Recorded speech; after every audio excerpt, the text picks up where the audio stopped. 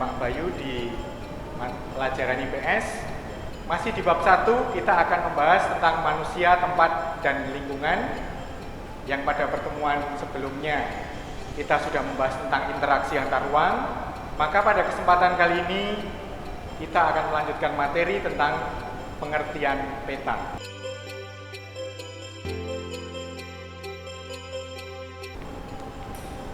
Nah, apa yang kamu ketahui tentang peta?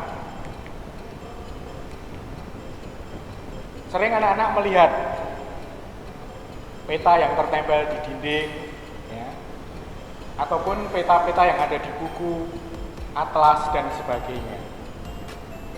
Peta adalah gambaran dari permukaan bumi pada bidang datar yang diperkecil dengan menggunakan skala.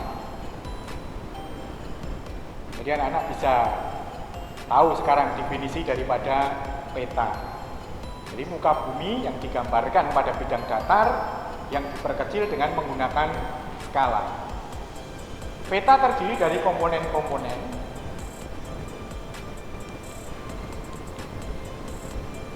Jadi yang pertama kita lihat di sini ada judul peta. Judul biasanya menggambarkan atau menunjukkan isi dari peta itu. Misalnya judulnya peta pemakaian lahan. Jadi nanti di peta itu akan ditampilkan gambaran tentang lahan perkebunan, pertanian, dan sebagainya. Yang kedua, skala peta. Apa yang dimaksud skala peta? Skala adalah perbandingan jarak di peta dengan jarak sesungguhnya. Biasanya di dalam peta di bawah itu sudah ditulis, misalnya skala 1 dibanding 1 juta. Ini artinya bahwa 1 cm pada peta mewakili 10 km pada jarak yang sesungguhnya. Nah, skala peta di sini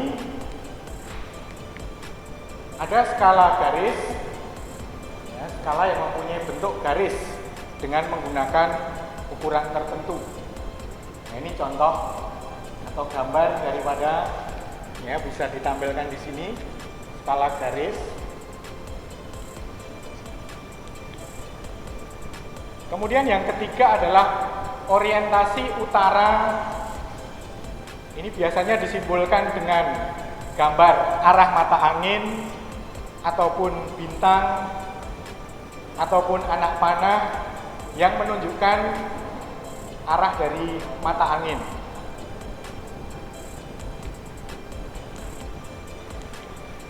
Kemudian selanjutnya adalah simbol peta. Nah, ini simbol peta.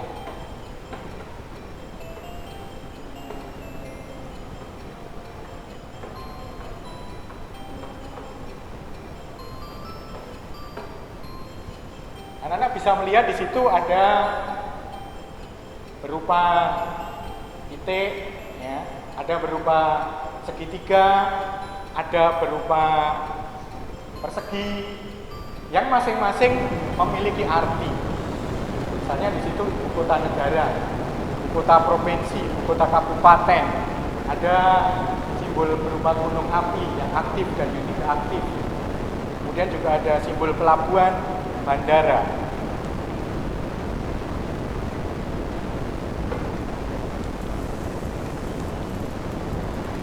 Kemudian berikutnya ada simbol yang berupa garis. Jadi yang tampak dalam gambar di sini adalah garis-garis, ada sungai, jalan raya, batas negara, batas provinsi, batas daerah, dan sebagainya. Kemudian yang ketiga ada simbol warna. Ya. Jadi ini masing-masing warna di sini menunjukkan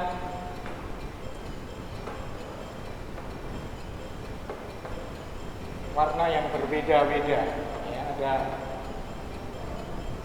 yang berupa warna coklat dengan gradasi warna dari yang muda sampai ke yang tua. Kemudian ada warna biru yang masing-masing memiliki arti yang berbeda-beda. Yang kekuningan cenderung ke arah coklat, menunjukkan di situ adalah dataran tinggi, pegunungan dan sebagainya.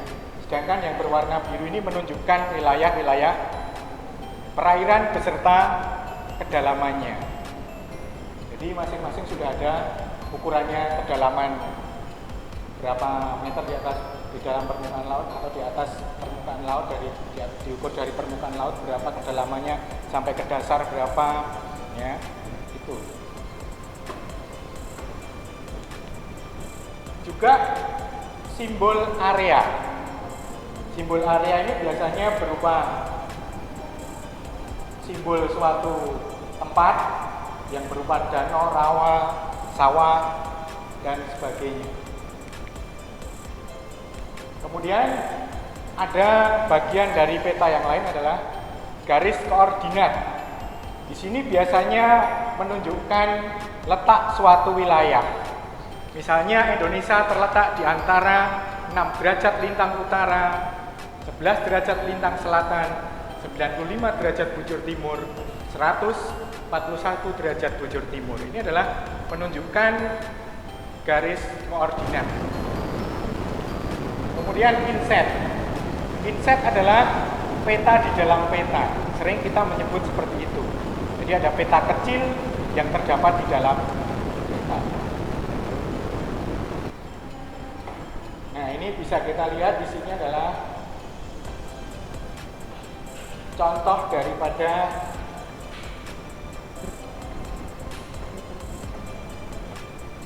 selanjutnya ada legenda.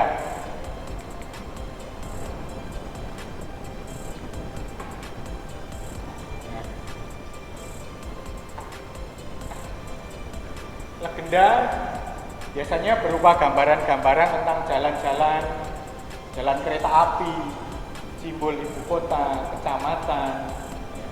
Jadi legenda adalah merupakan keterangan semua objek yang ada di dalam peta yang disimbolkan dengan gambar-gambar tertentu. Nah, ini yang bisa kita sampaikan pada pertemuan kali ini.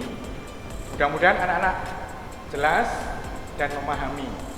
Untuk lebih jelasnya, anak-anak bisa membuka materinya di buku paket kelas 7. Terima kasih. Selamat pagi.